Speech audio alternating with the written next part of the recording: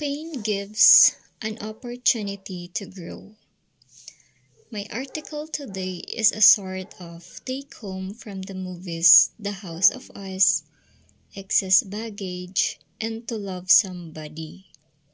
In those movies, naging sila, tapos nag-break, tapos nag-meet ulit sila sa huli. Yung The House of Us, may definite ending na nagkabalikan sila. Doon naman sa dalawang movie, hindi certain yung ending kung magkakabalikan ba sila. Ibig lang sabihin, hindi lahat nagkakabalikan. Grabe, nagkakabalikan. Pero for sure, may mga natutunan ang mga yan. Pero yung nagustuhan ko sa mga yon, pinakita doon na after the breakup, naging avenue yon for both parties to grow apart and to be better. So there, pain. Yung pain sa life, romantic man yung reason o hindi, it serves as an opportunity to improve and be better than our old selves. 'Di ba?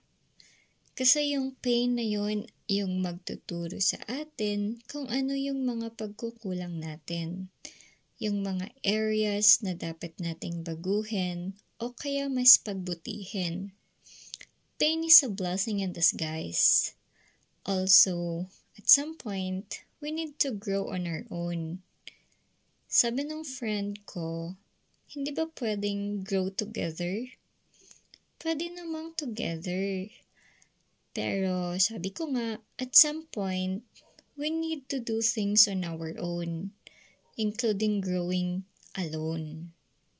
Growing up alone? Hindi naman ako lumaki. Anyway, kasi hindi sa lahat ng pagkakataon, there would always be someone na kasama natin. Ooh.